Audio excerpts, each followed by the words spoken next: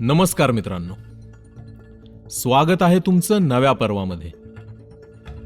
आज जी घटना मी तुम्हाला सांगणार आहे ती घटना आहे प्रेमसंबंधातली, म्हणजेच एक्स्ट्रा मॅरिटल अफेअर संदर्भात. ही घटना आहे कानपूर शहरातील.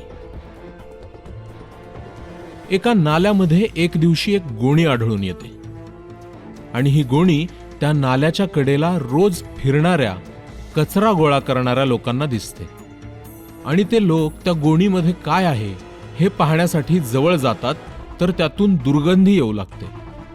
आणि महत्त्वाचे म्हणजे ती गोणी उघडण्याआधीच त्या लोकांना समजते की यामध्ये कोणत्या तरी माणसाची बॉडी आहे, म्हणून ते लगेच पोलिसांना कळवतात. जेव्हा ही घटना पोलिसांना समजते ते लगेच घटनास्थळी पोहोचतात आणि त्या पोत्याला उघडून पाहतात, तर त्यामध्ये एका पुरुषाचा मृतदेह असतो.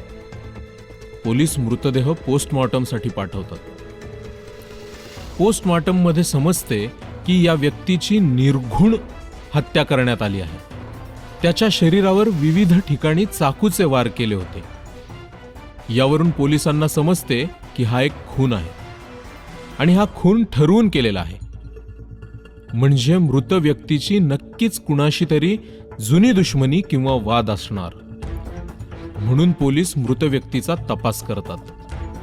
तेव्हा समजते की या व्यक्तीचं नाव संजय आहे आणि हा संजय कानपूरमधील एका कारखान्यात काम करत होता. तेव्हा पोलीस संजयच्या घरी कळवतात. कानपूरमध्ये संजय व त्याची बायको आणि एक लहान मुलगा असं छोटं कुटुंब राहत होतं. जेव्हा त्याच्या बायकोला आपल्या पतीच्या मृत्यूची बातमी समजते तेव्हा तिला खूप मोठा धक्का बसतो. ती पोलीस चौकीत बेशुद्ध पडते. साहजिकच आहे, एखाद्या महिलेला आपल्या पतीच्या मृत्यूची बातमी समजेल तेव्हा तिच्यावर काय संकट उभे राहील याची कल्पनाही आपण करू शकत नाही. काही वेळाने अमृता म्हणजे संजयची बायको हिला शुद्ध येते. तेव्हा पोलीस संजय संदर्भात चौकशी करू लागतात. संजयचे कोणासोबत वाद होते का असे बरेच प्रश्न पोलीस विचारतात, परंतु बायकोला काही नीट उत्तर देता येत नव्हते. तिला त्याच्या कामासंदर्भात फारशी माहिती नव्हती.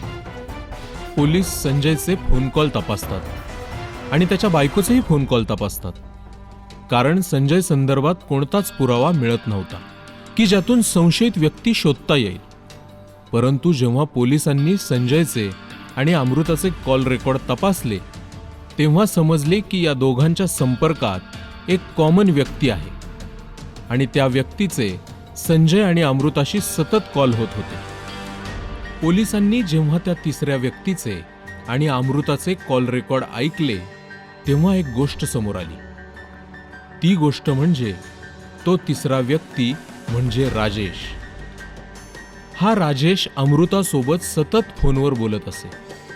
तेव्हा पोलिसांनी अमृताला विचारले की हा राजेश कोण आहे आणि तुझे आणि त्याचे काय संबंध आहेत. यावर अमृता थोडी बिथरली, परंतु तिने राजेशशी माझे काहीही संबंध नाही असे सांगितले. परंतु पोलिसांकडे ठोस पुरावे होते. पोलिसांनी अमृताला तिच्या व राजेशच्या मध्ये झालेल्या संभाषणाचे कॉल रेकॉर्ड ऐकवले. तेव्हा अमृताने कबुली दिली.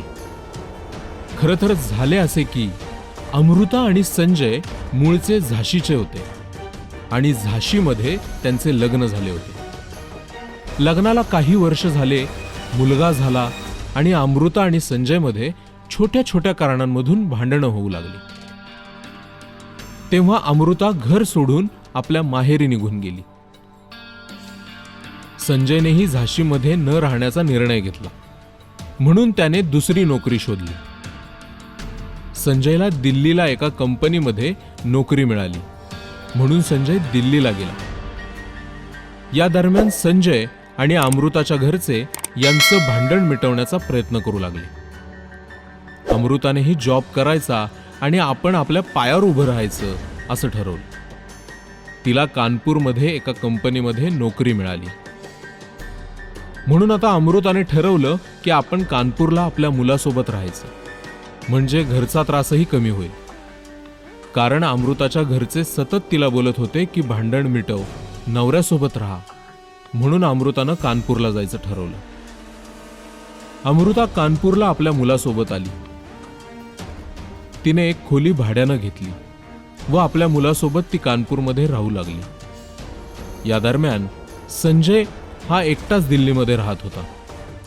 जेव्हा अमृता कानपूरला नोकरीसाठी गेली तेव्हा तिथे तिची ओळख राजेश सोबत झाली. हळूहळू राजेश आणि अमृतामध्ये बोलणं वाढलं. राजेशला अमृताचं सर्व प्रकरण समजलं आणि राजेश अमृताला सर्व गोष्टींमध्ये सपोर्ट करू लागला. हळूहळू राजेशचे अमृताच्या घरी येणं जाणं होऊ लागलं. ते तासनतास एकत्र वेळ घालवू लागले. यामध्ये अमृताही राजेशच्या प्रेमात पडली होती. याच दरम्यान संजयच्या आणि अमृताच्या घरच्यांनी मध्यस्थी करून संजय आणि अमृताचे भांडण मिटवले. तेव्हा अमृताने सांगितले की तू कानपूरला ये, मला इथं नोकरी आहे, तूही कानपूरमध्ये नोकरी शोध, आपण इथंच राहूयात. या गोष्टीवर संजयनेही ठरवले की दिल्लीमध्ये राहण्यापेक्षा भांडण मिटत आहे तर आपणही कानपूरला जाऊ आणि तिथं काम शोधू. संजय कानपूरला आला. त्याने एका कंपनीमध्ये नोकरी शोधली आणि तो अमृतासोबत राहू लागला. परंतु अमृताला राजेश सोबत बोलणं आणि भेटणं अवघड होऊ लागलं होतं. यावर तिने एक युक्ती लढवली. राजेश आणि संजयची मैत्री करून दिली. त्यामुळे राजेश आणि संजय अगदी जवळ आले. ते एकत्र पार्ट्या करू लागले आणि दारू पिण्याच्या कारणामुळं त्यांच्यात सतत भेटी होऊ लागल्या. आणि संजयला राजेशबद्दल एक विश्वास निर्माण झाला. याचाच फायदा घेऊन राजेश आणि अमृता संजयला फसवून भेटत होते. परंतु तरीही यांना अडचणी भासू लागल्या होत्या. याच त्रासाला वैतागून राजेशने एक दिवस संजयला खूप दारू पाजली. इतकी दारू पाजली की संजय बेशुद्ध झाला. याचाच फायदा घेऊन राजेशने अमृताला फोन कॉल केला आणि विचारले की संजय बेशुद्ध अवस्थेत पडला आहे, काय करू? तेव्हा अमृताने जे उत्तर दिले ते हादरवून टाकणारे होते. अमृताने सांगितले की त्याला मारून टाक. या सांगण्यावरून राजेशने संजयचा धारदार चाकूने गळा कापला व शरीरावर विविध ठिकाणी चाकूने वार केले आणि संजयला एका पोत्यात बांधून एका झोपडपट्टीच्या नाल्यात फेकून दिले. एखाद्या निष्पाप आणि कोणतीही चूक नसणाऱ्या व्यक्तीचा खून यांनी आपल्या स्वार्थासाठी केला होता. अमृताने संजयला घटस्फोट जरी दिला असता तरी संजय आपलं आयुष्य दिल्लीत जगू शकला असता. परंतु तसं न करता त्याला संपवण्याचा निर्णय घेणं अमृताला आणि राजेशला महागतच पडलं.